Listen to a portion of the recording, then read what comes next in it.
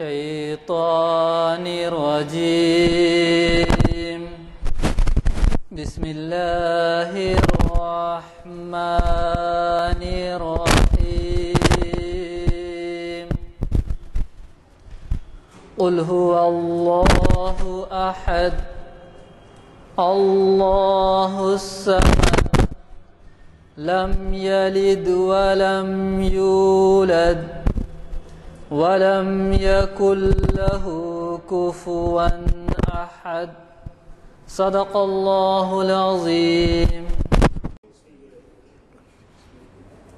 یہ حکمت ملکوتی علم لاہوتی، یہ حکمت ملکوتی علم لاہوتی، حرم کے درد کا درمان نہیں تو کچھ بھی نہیں، حرم کے درد کا درمان نہیں تو کچھ بھی نہیں، یہ ذکر نیم شبی، یہ مراقبے، یہ سرور، یہ ذکر نیم شبی،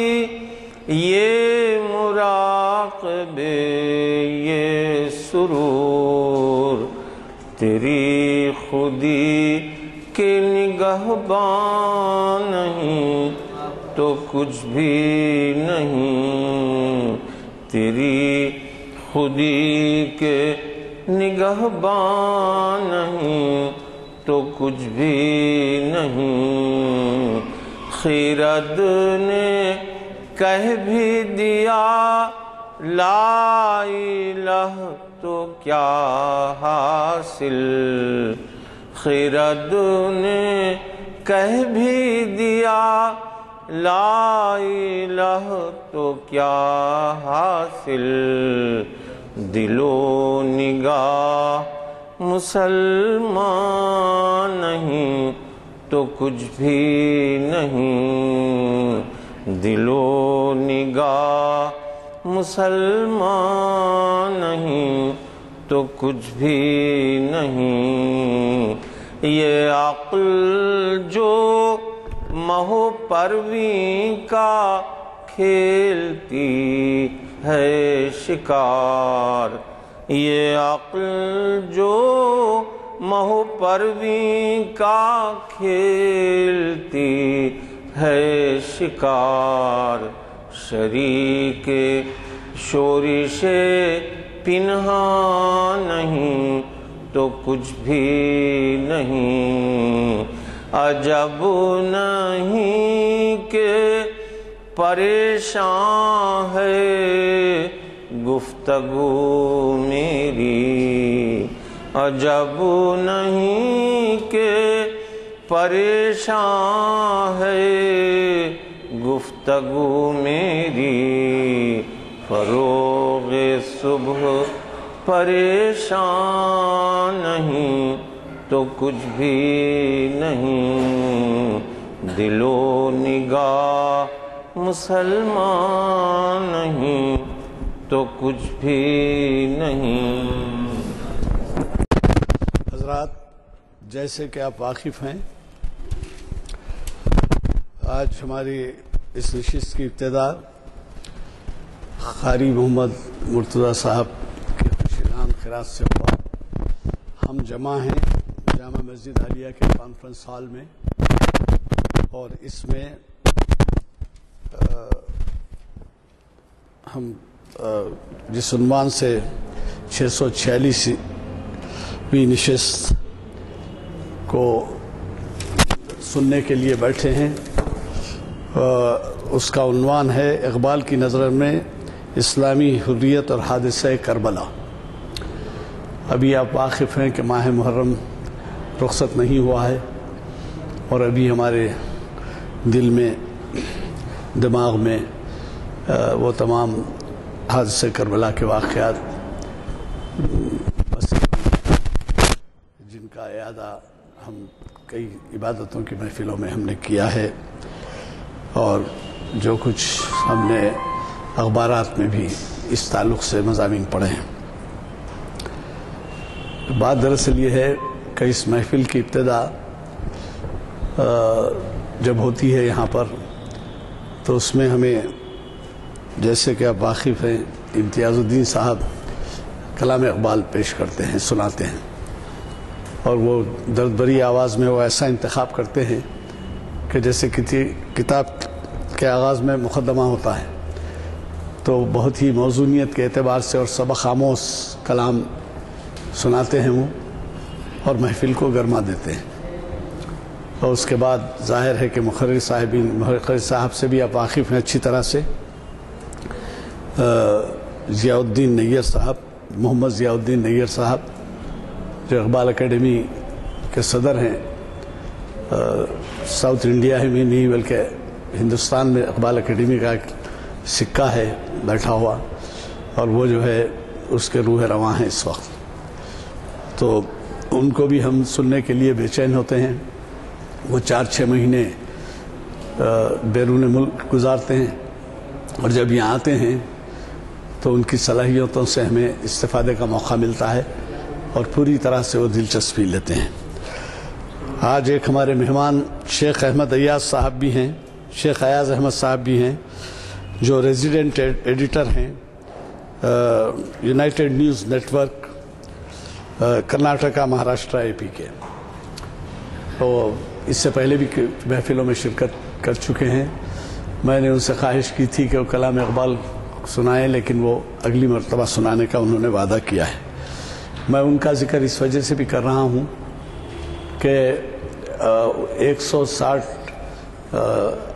یعنی جرائد، اخبارات وغیرہ سے وہ تعلق رکھتے ہیں، اور ہماری جو محافل کی سرگرمیاں ہیں اس کی بہت اچھی رپورٹنگ وہاں ہوا کرتی ہے، تو اس سے آپ اندازہ لگا سکتے ہیں کہ آپ کی محافل سے کہاں کہاں استفادہ ہو رہا ہے۔ یہی نہیں بلکہ اس کا بھی ذکر بھیجانا ہوگا کہ یہ جو ویب سائٹ فراہم کیے ہیں ہمارے بعض خدرداں، انہوں نے اتنا بڑا کام کیا ہے کہ یہ دنیا کے مختلف حصوں میں ویب سائٹس کا استفادہ کیا جا رہا ہے، اور مجھے چلتے پھرتے میں یا بعض وقت ٹیلی فون میں اس کی اطلاع ملتی ہے کہ وہ کافی اس سے استفادہ کر رہے ہیں لوگ۔ بہرحال اس کا تمام ثواب ان حضرات کو جاتا ہے، اور ایک خاص بات یہ ہے کہ استفادہ کرنے والوں کی تعداد تک بھی اس کے اندر آ جاتی ہے سنا، کہ وہ جو ہے کتنے لوگوں کا استفادہ ہو رہا ہے۔ خیر ابھی تو آغاز ہے، میرا اندازہ ہے کہ جب یہ بات پھیلتی جائے گی تو اور زیادہ اس سے استفادہ ہو سکے گا۔ میں خادم محفل غلام یزدانی، جو آج 21 دسمبر چہارشنبے کے دن بعد نماز عصر جامع مسجد عالیہ گن فاؤنڈری کے کانفرنس ہال میں منعقد ہونے والی نشست میں آج کے مقرر محترم جناب محمد ضیاء الدین نیر صاحب کو دعوت خطاب دیتا ہوں، وہ اپنے دیے ہوئے عنوان سے ہمیں استفادے کا موقع دیں۔ اقبال کی نظر میں اسلامی حریت اور حادثہ کربلا۔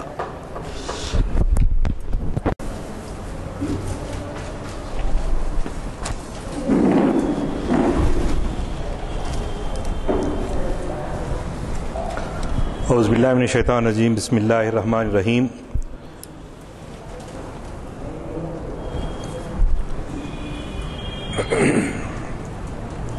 فاذکرونی اذکرکم واشکروا لی ولا تکفرون، یا ایھا الذین آمنوا استعینوا بالصبر والصلاۃ ان اللہ مع الصابرین، ولا تقولوا لمن یقتل فی سبیل اللہ اموات بل احیاء ولکن لا تشعرون، صدق اللہ العظیم وصدق رسولہ النبی الکریم۔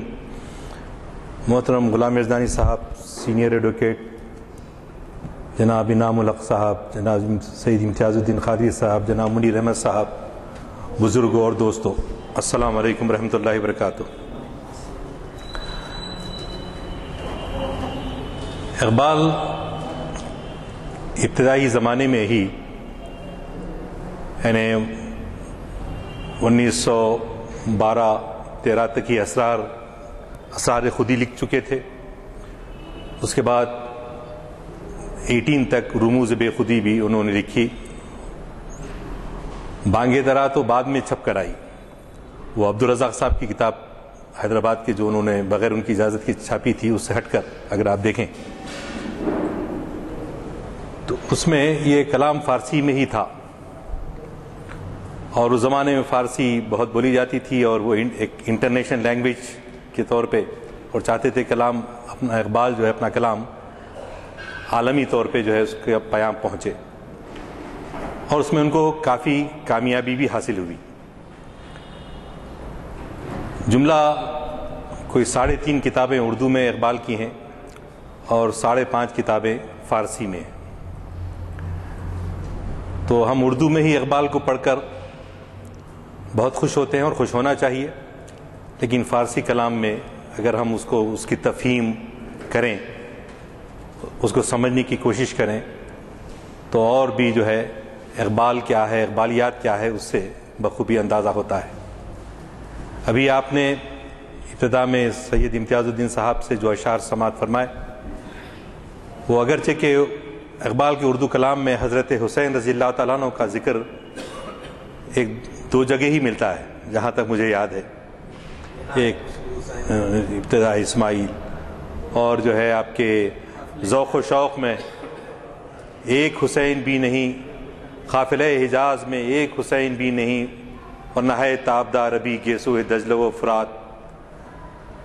یا اور اسی میں دوسرا شعر بھی ہے، صبر حسین بھی ہے عشق، صدق خلیل بھی ہے عشق، معرکہ وجود میں بدر و حنین بھی ہے عشق. لیکن اگر اقبال کی شاعری اگر آپ فارسی میں دیکھیں، خصوصاً آج جس نظم کا ہم نے انتخاب کیا ہے مطالعے کے لیے، تو معلوم یہ ہوتا ہے کہ اقبال کا جو ہیرو ہے وہ حضرت حسین رضی اللہ تعالیٰ عنہ. بہت سارے لوگ ذکر مولانا روم کا کرتے ہیں. مولانا روم ان کے استاد کی حیثیت سے وہ الگ ہے، لیکن ہیرو اگر آپ کہیں گے تو یعنی سچ معنوں میں آپ کے حضرت حسین رضی اللہ تعالیٰ عنہ کا کردار اور ان کا کارنامہ ہے. اب یہ بھی کافی بڑی نظم ہے اور اس مختصر سے وقت میں اس میں تفصیل سے جو ہے نہیں جا سکتے ہیں، لیکن بہرحال میں کوشش کروں گا کہ ہم اس پس منظر کو سمجھیں کہ در معنی حریت اسلامیہ و سر حادثہ کربلا. اسلامی حریت کی حقیقت اور حادثہ کربلا کے اسرار کے بارے میں اقبال کے کیا خیالات. پہلے انہوں نے تمہید بانی ہے. تمہید میں انہوں نے کہا جو ان کا محبوب موضوع ہے وہ ہے اسلام کا عقیدہ توحید، پھر عقیدہ رسالت کے بارے میں وہ بات کرتے ہیں. تو سب سے پہلا شعر یہی ہے، ہر کے پیما با هو الموجود بست، گردنش از بند ہر معبود رست. یعنی جب کسی مومن کا تعلق هو الموجود سے ہو جاتا ہے، موجود، لا موجود الا اللہ، لا الہ الا اللہ، لا غالب الا اللہ، لا مؤثر الا اللہ، تو هو الموجود، بس وہ ہے، وہ ہمیشہ ہے، حی ہے، قیوم ہے. جب اس سے اس کا پیمان ہو جاتا ہے، عہد ہو جاتا ہے کہ وہ اپنے اللہ کو پہچان لیتا ہے، تو پھر گردنش، اس کی گردن سارے معبودان باطل کے سے جو ہے کیا نجات حاصل کر لیتا ہے، اس سے چھٹکارا حاصل کر لیتا ہے. جس مسلمان کا بھی توحید ایزدی سے تعلق رہے گا وہ کسی بھی باطل قوت کو اپنا معبود تسلیم نہیں کر سکتا. پس منظر دیکھیے آپ.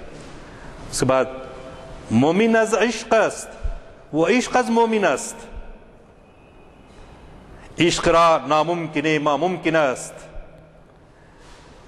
مومن عشق کی وجہ سے ہے.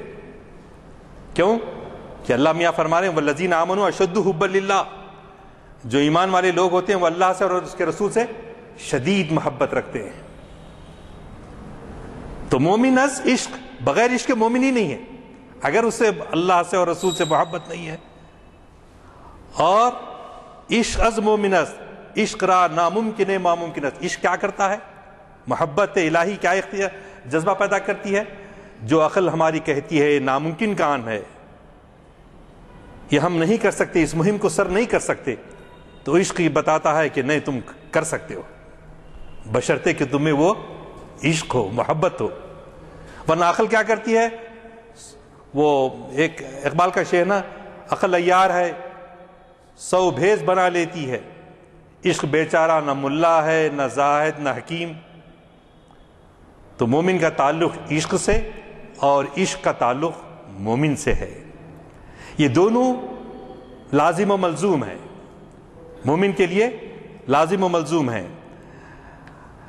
جب عشق کا جذبے سے وہ مومن سرشار ہو جاتا ہے تو ہر چیز زہق الباطل ہو جاتی ہے.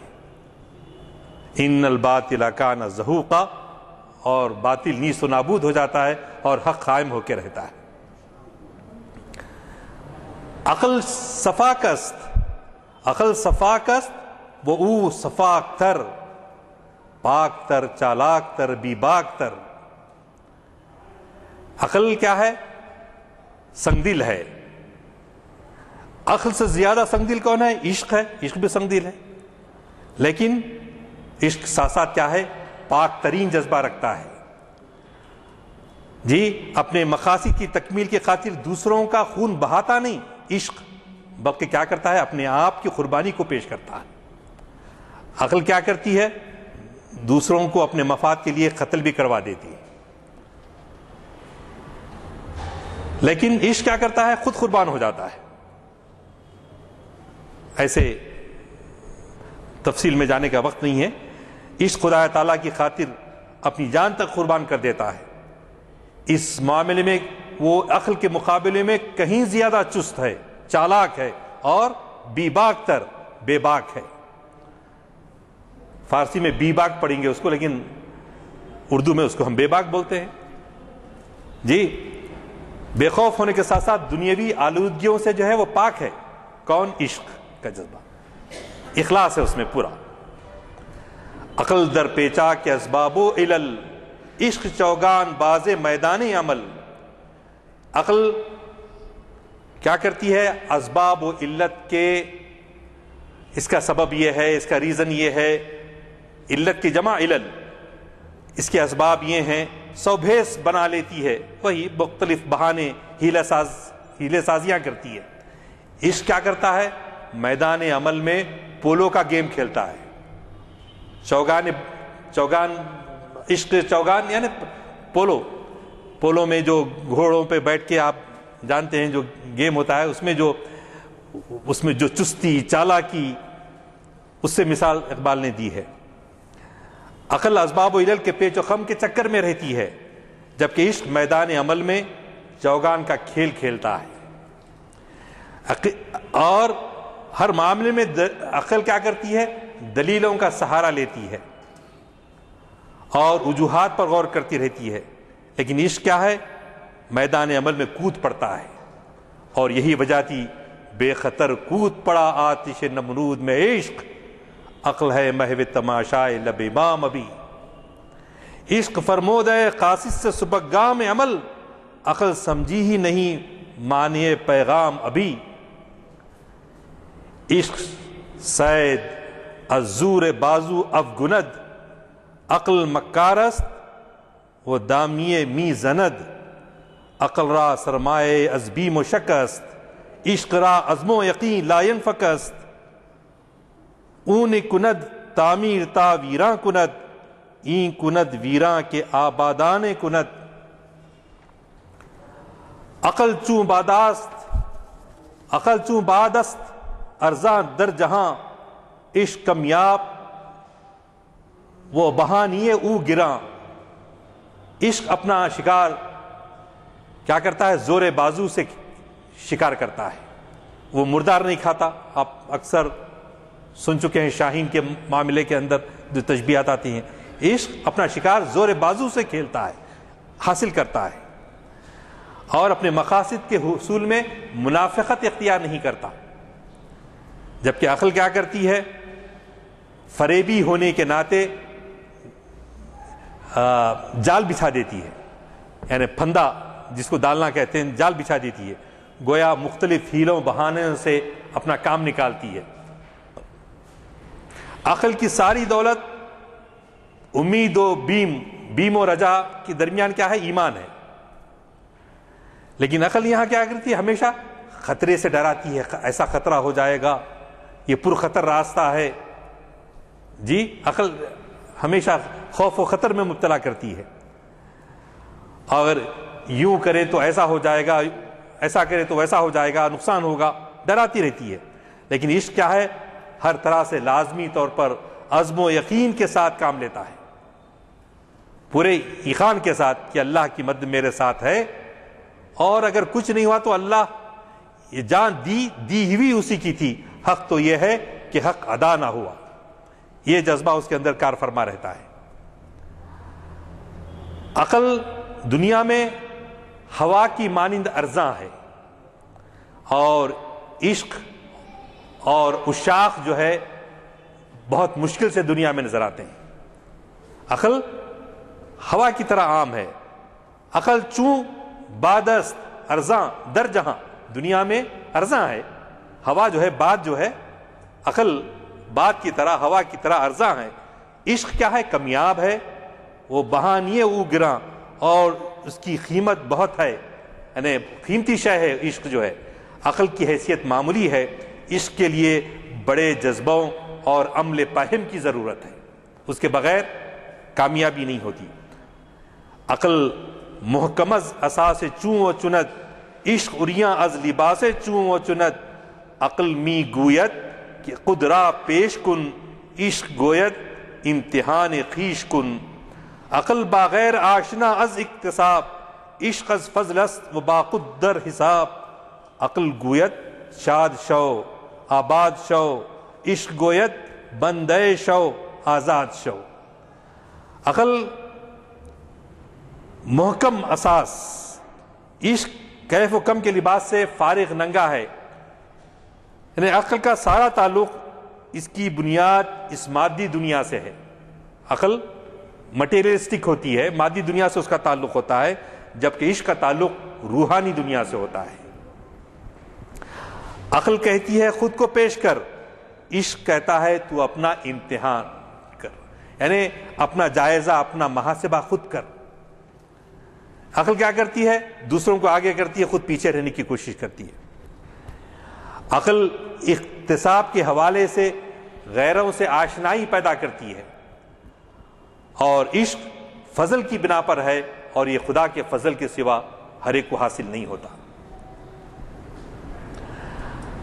عقل کہتی ہے، عقل گوید شاد شو آباد شو، عقل کہتی ہے خوش رہو اور آباد رہو، یعنی دنیا داری میں، اچھے مکان میں، اچھی گاڑیوں میں ایک عیش والی زندگی گزارو، خوش رہو آباد رہو، شاد شو آباد شو۔ اور عشق کیا کہتا ہے؟ عشق کہتا ہے نہیں، سارا زور اس بات پر دیتا ہے کہ محبوب حقیقی اللہ تعالیٰ ہیں، ان کی غلامی اختیار کر کے ہر ایک سے آزاد ہو جا۔ صرف اگر ان کی غلامی، هو الموجود جو پہلے ابتدا میں آیا، اگر اس کی غلامی اختیار کر لے، ایک اللہ کی غلامی اختیار کر لے، سارے جو ہے معبودان باطل سے بے نیاز ہو جاتا ہے۔ تو یہ پس منظر تھا، علامہ اقبال یہ تمہید کے طور پہ یہ بانے۔ اب اس کے بعد منقبت حضرت حسین رضی اللہ تعالیٰ عنہ کی کرتے ہیں۔ عشق را آرام جاں حریت است، ناقاش را ساربان حریت است، ہاں شنیدستی کہ ہنگام میں نبرد، عشق با عقل ہوس پرورچے کرد، آں امام عاشقاں پورے بطول، سرو آزادی زبستان رسول، اللہ اللہ بائے بسم اللہ پدر، مانیے ذبح عظیم آمد پسر۔ حریت کیا ہے؟ آزادی کا جذبہ، عشق کے لیے آرام جاں کا باعث ہے۔ کیسا سوتا ہے شیر آرام سے، بے فکری کے ساتھ شیر جو ہوتا ہے۔ حریت ایک سملی کے طور پہ آپ اس کو مشابہت دے کر دیکھیں، اس کی جو کردار ہوتا ہے جانور شیر کا، اسی طرح ہم تصور کریں کہ ایک انسان ایسے تاریخ انسانی میں، اسلام کی تاریخ میں ایسے گزرے لوگ، ٹیپو سلطان کو لیجئے، خالد بن ولید رضی اللہ تعالیٰ عنہ کو لیجئے، عبید اللہ ابن جراح کو لیجئے، حضرت حسین رضی اللہ تعالیٰ عنہ کو لیجئے، تو حریت، آزادی. اب لوگ محرم کے مہینوں میں بہت سارے تقریروں میں صرف یہ بات کا ذکر کرتے ہیں کہ بڑا ظلم ہوا، شاید اقتدار حاصل کرنا چاہتے تھے. اقتدار حاصل کرنے کے لیے 72 آدمیوں کو لے کر کیوں جاتے تھے؟ خاندان کو لٹانے کے لیے کیوں جاتے تھے؟ اس کو ایک سیاسی معرکہ سمجھ کے جو ہے پیش کرتے ہیں لوگ، اس سے کہیں آگے کی بات ہے. واہ واہ، کاش کہ اس کا تھوڑا جو کیفیت ہے ہم میں آ جائے، ہم محسوس کریں اس بات کو، جذبہ حریت سے جو پیدا ہوتی ہے. جی، اس کا جو عنوان اقبال نے لگایا، کیسی شخصیت حضرت حسین رضی اللہ تعالیٰ عنہ کی، کہ کہتے ہیں کیا تم نے وہ واقعہ سنا کہ لڑائی کے موقع پر، کون سی لڑائی؟ کربلا کے میدان میں عشق نے ہوس پرور عقل کے ساتھ کیا کیا؟ عشق کون تھا؟ حضرت حسین رضی اللہ تعالیٰ عنہ اس کی نمائندگی کر رہے تھے، اور عقل یزید کی تھی، جال بچھا رہی ہے. اب لوگ کہتے ہیں نہیں، یزید کا تو جو ہے یہ خیال نہیں تھا، ابن زیاد نے زیادتی کر لی. ارے بھائی، بعد میں یزید کو کس نے روکا تھا کہ اس کو سزا دیتے، اس کو سولی پہ چڑھاتے ابن زیاد کو؟ اس نے کیا ایکشن لیا؟ جی، امام عاشقاں، کون؟ حضرت حسین. امام عاشقاں پورے بطول، جو بی بی فاطمہ رضی اللہ تعالیٰ عنہ کے بیٹے تھے، فرزند تھے. پور کہتے ہیں بیٹے کو، فرزند کو. ان کے بیٹے کس کے؟ حضور کے نواسے. سروے آزادی زبستان رسول، رسول اللہ صلی اللہ علیہ وسلم کے باغ کے پھول. کیسے باغ کے پھول؟ کہ آپ کبھی، جی ایسی سواری ہے، لوگ دیکھ رہے ہیں کہ دونوں نواسے آپ کی پیٹھ پر سوار ہیں، اور آپ کہہ رہے ہیں کہ سواروں کی اونٹنی بھی بہت مبارک مقام رکھتی ہے اور اس کے سوار بھی مبارک ہے. خطبہ دے رہے ہیں مسجد نبوی میں، حضرت حسن حضرت حسین رضی اللہ عنہما بچے ہیں، کھیلتے ہوئے آ گئے. خطبہ روک دیا آپ نے، اتر کے ان دونوں بچوں کو، نواسوں کو سیدھے بٹھایا اور پھر خطبہ دوبارہ دینا شروع کیا. ایک نماز میں نماز پڑھا رہے ہیں آپ، سجدے میں ہیں، حضرت حسین سوار ہو گئے ہیں. تو اب آپ کہیں گر جائیں گے سمجھ کے رسول اکرم صلی اللہ علیہ وسلم سجدے سے اٹھ نہیں رہے ہیں. صحابہ میں سے ایک صحابی اپنا سر اٹھا کر دیکھتا ہے کہ کچھ ہو تو نہیں گئے، اب تک اتنا سجدہ طویل کیوں ہو رہا ہے؟ ایسے مقام رکھنے والے حضرت حسین، جی کس کے باپ؟ ان کے باپ کون تھے؟ اللہ اللہ بائے بسم اللہ پدر، باب العلم، بسم اللہ کی بے کون ہے؟ حضرت علی رضی اللہ تعالیٰ عنہ. اور جن کے بارے میں آیا مانیے ذبح عظیم آمد پسر. ذبح عظیم کیا تھا؟ حضرت اسماعیل علیہ السلام کی قربانی. وَفَدَيْنَاهُ بِذِبْحٍ عظیم، ایک عظیم ذبیح اللہ پیش کر دیا گیا اور ان کو بچا لیا گیا. کون تھے وہ حضرت؟ اسلامی سال، کیلنڈر سال ہمیشہ کیسا شروع ہوتا ہے؟ محرم سے شروع ہوتا، اور سال ہجری کیسا ختم ہوتا؟ ذی الحجہ میں ختم ہوتا. اور دونوں میں بڑے عظیم قربانی اور ایثار کے واقعات جو مسلمانوں کو سال ختم کرتے وقت بھی یاد دلاتے ہیں، سال شروع کرتے وقت بھی دلاتے ہیں، یاد دلاتے ہیں. کیا یاد دلاتے ہیں؟ غریب و سادہ ہے غریب و سادہ و رنگی ہے داستان حرم، غریب و سادہ و رنگی ہے داستان حرم، نہایت اس کی حسین اور ابتدا ہے اسماعیل. ابتدا ہے اسماعیل، صرف قربانی ہو جا رہی ہے، گوشت کھا رہے ہیں، بکرے کتنے کاٹے گن رہے ہیں. لیکن وہ کردار، وہ قربانی کا جذبہ جو حضرت اسماعیل علیہ السلام کا تھا، اور خود حضرت حسین نے قربانی دے کر جو اپنے آپ کو پیش کر دیا. اور قرآن کہتا ہے لن تنالوا البر حتی تنفقوا مما تحبون، تم نیکی کا اعلیٰ مقام پا ہی نہیں سکتے جب تک کہ تم اپنی عزیز ترین شے اللہ کے راستے میں قربان نہ کرو. ہے قربانی کا فلسفہ کیا ہے؟ سیکریفائس. جی یہ ذبح عظیم مانے ذبح عظیم آمد پسر، وہ عاشقوں کے امام فاطمہ زہرا کے فرزند حضور نبی اکرم صلی اللہ علیہ وسلم کے باغ کے ایک سرو آزاد، جنہوں نے باطل قوت کے آگے سر تسلیم خم نہیں کیا. سبحان اللہ، کیا کہنے. باپ حضرت علی، بسم اللہ کی با، ذبح عظیم کی شرح حضرت حسین رضی اللہ تعالیٰ عنہ کی. یہ منقبت اقبال نے اس نظم کے اندر پیش کی، اور ابھی منقبت کا سلسلہ دوسرے اشعار میں بھی جاری ہے.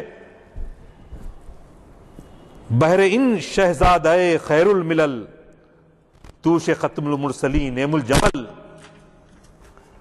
سرخ رو عشق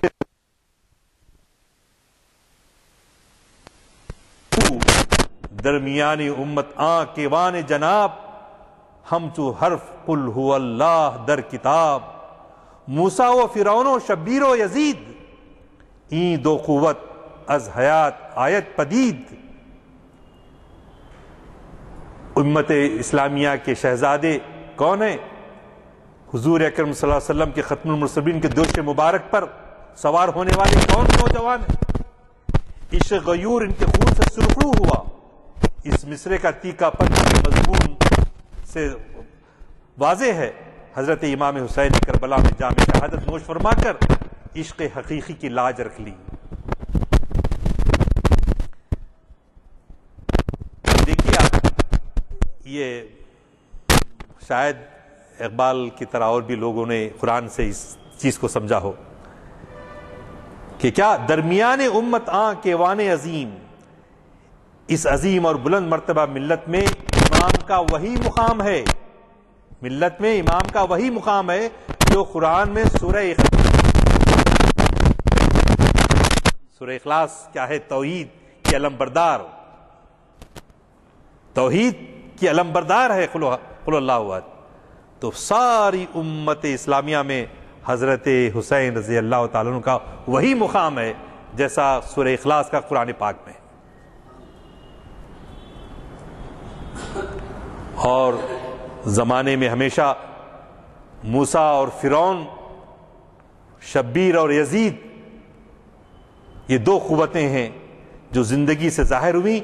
موسیٰ اور شبیر خیر کی اور فرعون و یزید شر کی قوتوں کی علامت تا قیامت ہے. اسی لیے اردو میں ایک جگہ اقبال نے کہا کیا؟ ستیزہ کار رہا ہے ازل سے تا امروز، چراغ مصطفی سے شرار بولہبی.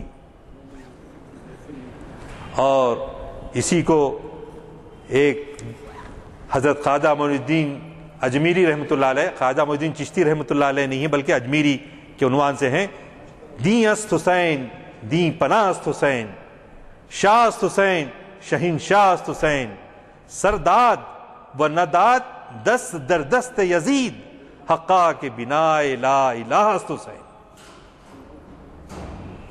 حقا کے بنا لا الہ است حسین. حضرت محمد علی جوہر نے قتل حسین اصل میں مرگ یزید ہے، اسلام زندہ ہوتا ہے ہر کربلا کے بعد. تو اسلام کی زندگی کے لیے آج کے اس دور کے تقاضوں کو بھی اگر ہم دیکھیں گے، باطل پورے شر و فساد کی قوتیں حق کے مقابلے میں آمادہ پیکار ہیں، لیکن کون ہے قافلہ حجاز میں ایک حسین بھی نہیں، ایک حسین بھی نہیں. اور ہم ماتم بھی کر رہے ہیں، آنسو بھی بہا رہے ہیں، محافل بھی ارینج کر رہے ہیں، لیکن اس کے ساتھ ساتھ یقیناً ہمارے آنسوؤں سے سمندر بن جائیں تو بھی اس واقعے پر عبرت کا ہم حق ادا نہیں کر سکتے. لیکن اس کے لیے جو کام کرنے کا عمل کا جو دعوت دیتا ہے، یہ پیام دیتا ہے، اس کو جو ہے سمجھنے کی ضرورت ہے۔ وقت کی تنگی کی وجہ سے میں پورے اشعار کے بجائے اس پہ آتا ہوں جو یہاں پر وہ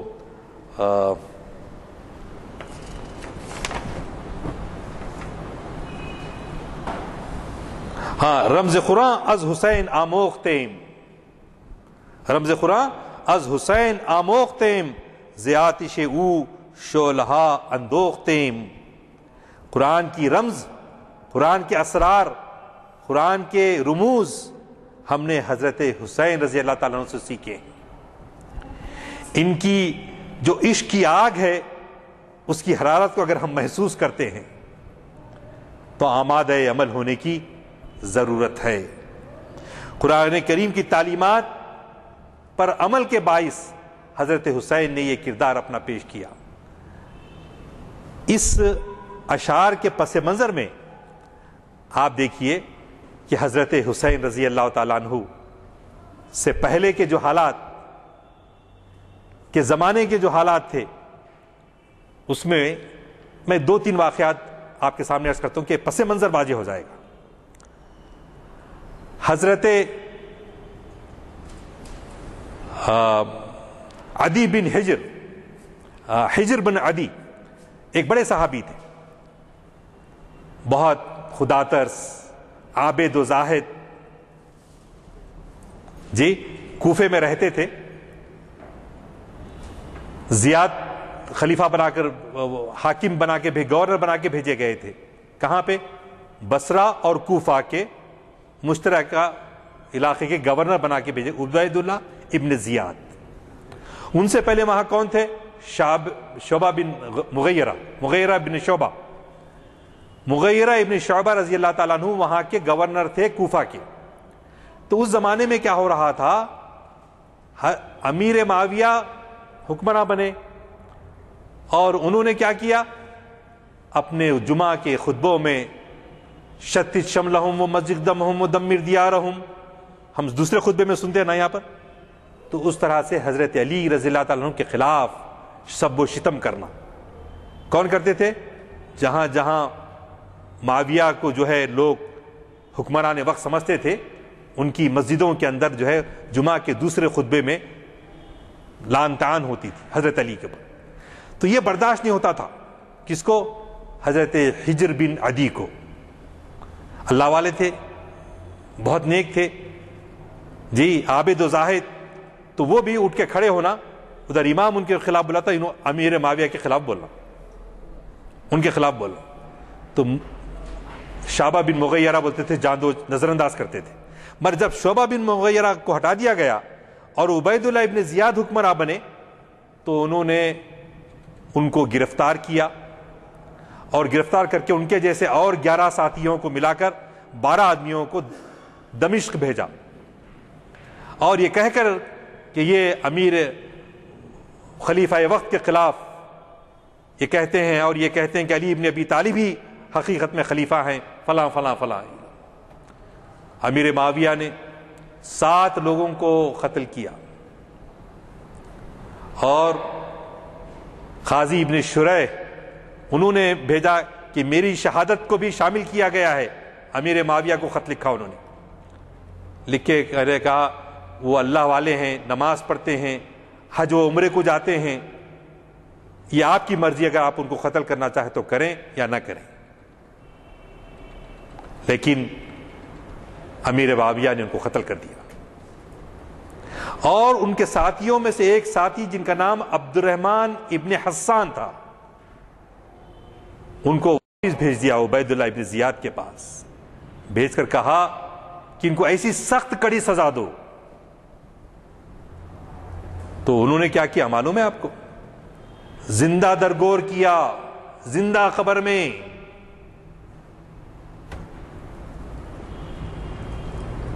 یہ واقعہ میں کیوں عرض کر رہا ہوں؟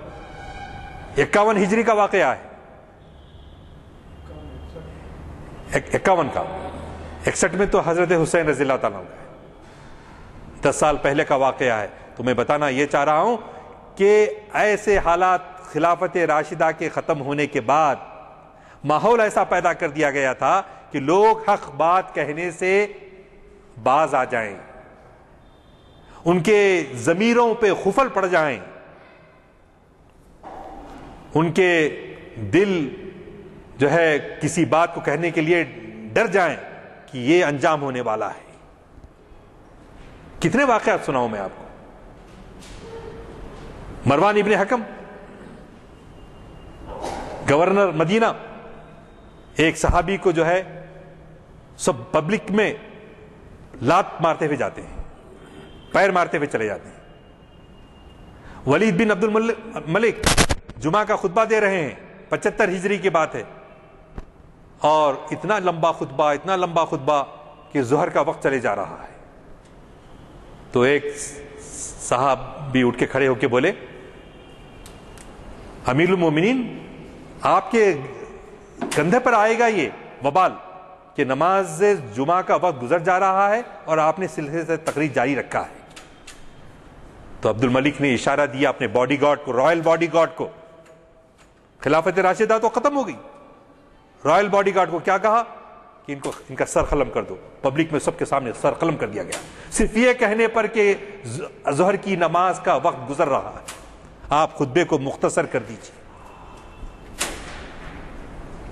حضرت علی بن حسین، حضرت امام زین العابدین رضی اللہ تعالیٰ عنہ، جو ایک ہی کربلا میں بچ گئے تھے، وہ چھپتے چھپاتے ایک آدمی نے کیا کیا، کربلا کے میدان سے اپنے گھر میں لے گیا، گھر میں لے جا کے ان کو دیکھتے جاتا تھا اور روتے جاتا تھا۔ حضرت امام زین العابدین کہتے ہیں کہ مجھے ایسا محسوس تھا کہ اس کو مجھ سے بڑی ہمدردی ہے، مجھ پہ جو گزری ہے وہ بہت اس کو محسوس کرتا ہے۔ اعلان ہوا عبید اللہ ابن زیاد کا کہ کیا جہاں بھی علی بن حسین پائے جائیں ان کو مجھے میرے دربار میں پیش کیا جائے، میں 300 دینار اس کا انعام دوں گا، 300 دینار۔ تو یہ رونے والا شخص جو میزبان بنا ہوا تھا، ان کے ہاتھوں اور پیروں کو باندھ کر روتے جاتا ہے، اور کیا کرتا ہے، لے جا کے ابن زیاد کے حوالے کرتا ہے۔ کیوں؟ یہ خوف کا ماحول پیدا کر دیا گیا تھا، ایک خوف اور دہشت کا ماحول پیدا کر دیا گیا تھا۔ حق بات کہنے کی لوگوں میں جرت ختم ہو گئی تھی، حالات اتنے دیگرگوں ہو چکے تھے۔ تو اس پس منظر میں سوچئے کہ حضرت حسین رضی اللہ تعالیٰ عنہ مدینے سے مکہ جا رہے ہیں، مکے سے نکل کے جا رہے ہیں۔ حضرت عبداللہ ابن عمر، عبداللہ ابن عباس، عبداللہ ابن زبیر، سعید بن خدری، ایک ایک آ کر عرض کرتا ہے کہ کاش، عبداللہ ابن عباس تو یہ کہتے ہیں کہ اگر میں آپ کی اونٹی کے سامنے لیٹ جاتا تو آپ ملتوی کر دیتے جانے کا۔ تو برادران عزیز، ان تمام اکابر صحابہ کے روکنے کے باوجود کیوں حضرت حسین رضی اللہ تعالیٰ عنہ نے مکے سے کوفے والوں کی دعوت پر کربلا کا راستہ اختیار کیا؟ سامنے حج تھا، حج کی تاریخ بالکل سامنے تھی۔ ہمارے جیسے ہوتے تو حج کو جانا ہے، فلاں کرنا ہے، آسان کام تو یاد آ جاتے نا۔ تو یہ حضرت حسین رضی اللہ تعالیٰ عنہ کی سرفروشی کا جذبہ دراصل کس لیے تھا؟ تاکہ یہ قوم کے اندر، ملت کے اندر، انسانیت کے اندر جو حریت کے جذبے کو کچل دیا گیا ہے، اظہار حق پر پابندی لگا دی گئی ہے۔ جی، قرآن کس لیے آیا تھا؟ انسانوں کو آزاد کرنے کے لیے آیا تھا کہ تم میں سے کوئی کسی کا غلام نہیں ہے، صرف تم اللہ کے غلام ہو۔ ابتدا میں هو الموجود، صرف تم ایک خدا کے معبودان باطل تمہارا کچھ نہیں بگاڑ سکتے، اور زیادہ سے زیادہ اگر جان بھی دینا پڑے، مال تو دور کی بات ہے، جان بھی دینا پڑے تو ہم ہنسی خوشی اس کے لیے تیار اور آمادہ ہوں، اس لیے کہ ہمارا معبود حقیقی حی و قیوم ہے، اس کے انعامات بے حساب ہیں، یہ دنیا والے کیا دیتے۔ یہ ہے قرآن، اس لیے آیا۔ حضرت عمر رضی اللہ تعالیٰ نے کہا تمہاری ماؤں نے تمہیں آزاد جنا ہے، تم کب سے لوگوں کو تم نے اپنا غلام بنا لیا؟ تم اپنے ایک دوسرے انسان کو غلام کیسے بنا لیا جبکہ اللہ نے تمہیں آزاد، تمہاری ماں نے تمہیں آزاد جانا ہے؟ تو اس کا مطلب کیا؟ تم کسی کے غلام نہیں ہو. لا الہ الا اللہ. یہ اگر ابو خرد نے کہہ بھی دیا لا الہ تو کیا حاصل، عقل محو پروین کا کھیل شکار، شریک شورش پنہا، یہ تمام پس منظر میں دیکھیے آپ کیا حضرت حسین کا کردار ہے. چلتا پھرتا قرآن ہے آپ جی. تو عزیزان گرامی، اگر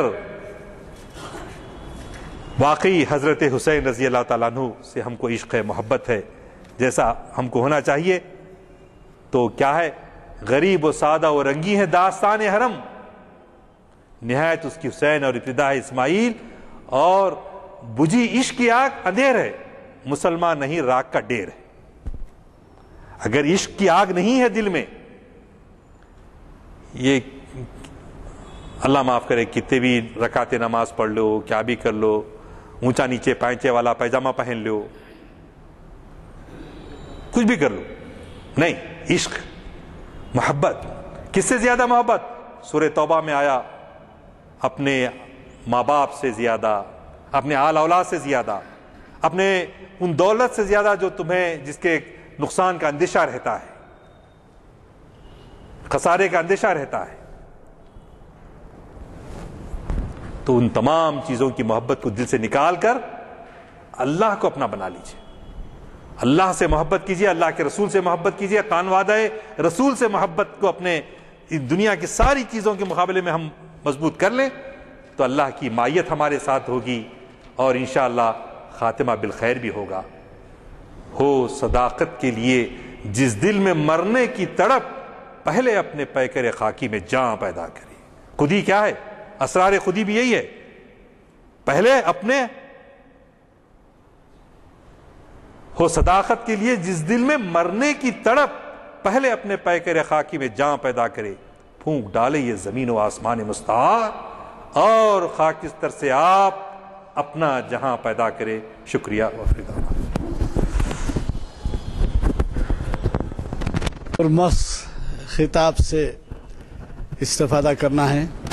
ہماری توقعات پوری ہوئی اور جزاک اللہ. آپ نے محسوس کیا ہوگا کہ ہمارے مقررین کافی تیاری کے ساتھ آتے ہیں اور یہ اس موقع سے نہ صرف ہم کو استفادے کا موقع دیتے ہیں بلکہ یہ تمام جو ویب سائٹ کے اوپر بھی دیکھا جا رہا ہے اور پھر اخباروں میں قدردانی ہو رہی ہے ان خطابوں کی. بعض وقت تو مجھے ٹیلی فونز آتے ہیں کہ صاحب وہ خطاب ابھی تک ان کا نہیں آیا پیپر میں. تو کئی بے شمار لوگ اس سے استفادہ کرتے ہیں. آپ سے بھی گزارش ہے کہ آپ ان محافل کو گرمانے کے لیے ساتھیوں کو لیتے آئیں، کیونکہ جو کچھ آپ یہاں سنتے ہیں وہ سینہ بہ سینہ کئی جگہ چلا جاتا ہے. تو میں ہمارے مقرر صاحب سے گزارش کرنے سے پیشتر آپ سے یہ معروضہ کروں گا کہ ایک بہت ہی اہم عنوان سے ہماری ہفتے کی محفل ہو رہی ہے 24 دسمبر کو، اور وہ عنوان ہے قادیانیت تاریخی پس منظر میں. آپ تو یہ سن رہے ہوں گے کہ قادیانیت کتنے پیر پھیلا رہی ہے اور وہ جو ہے کہ صدر اضلاع میں خصوصاً رہنمائی نہیں ملتی لوگوں کو اور وہاں پر وہ جو ہے پرچار ہوتا جا رہا ہے قادیانیت کا. تو آپ کے ہی جانے پہچانے بہت ہی مشہور و معروف عالم ڈاکٹر سید شاہد علی عباسی صاحب مخاطب کرنے والے ہیں، جو شاید میرا خیال ہے کہ 2-3 مہینے کے بعد خطاب کر رہے ہیں. تو مجھے پوری توقع ہے کہ آپ وہ 533واں لیکچر جو ہفتے بعد اثر ہفتے کے دن ہوگا اسی مقام پر ضرور تشریف لائیں گے. اور پھر اس کے بعد بھی ایک اور اہم خطاب اسلام اور معاملات زندگی، یہ آپ ہی کے جانے پہچانے مقرر اور اسکالر جناب حامد محمد خان صاحب شریعت انفارمیشن سروس کی 425ویں نشست کو مخاطب کریں گے. اور وہ ہے پیر کے دن، اس میں بھی شرکت کرنا نہ بھولیے۔ اور اس کے بعد ماہر اقبالیات ڈاکٹر یوسف اعظمی سے آپ واقف ہیں، وہ ہمیشہ ہمارے ہاں خطاب کرتے ہیں، اور محفل اقبال شناسی کی 647ویں نشست سے وہ مخاطب کریں گے، اور وہ جو ہے علامہ اقبال کے کلام کا ایک مجموعہ ہے پیام مشرق، اس پر ایک نظر کے عنوان سے ہمیں مخاطب کریں گے، جو خود عنوان سے ہی اس کی اہمیت کا اندازہ آپ کو ہو رہا ہے۔ میں آج کے مخرج، کوئی صاحب سوال کرنا چاہتے ہیں؟ آج کے مخرج صاحب سے میں گزارش کرتا ہوں کہ وہ دعا فرمائیں۔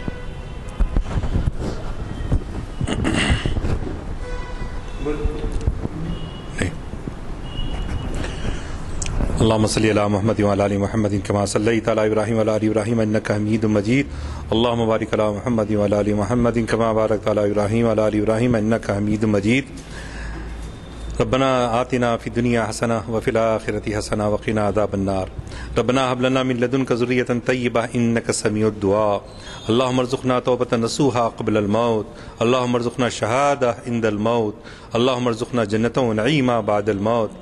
اے اللہ تڑپنے پھڑکنے کی توفیق دے، دل مرتضیٰ سوز صدیق دے، عزائم کو سینوں میں بیدار کر دے۔ ربنا تقبل منا انك انت السميع العليم وتب علينا انك انت التواب الرحيم صلی اللہ تعالی علی خیر خلقہ ونور عرشہ سیدنا مولانا محمد وعلى آلہ واصحابہ اجمعین آمین برحمتک یا ارحم الراحمین۔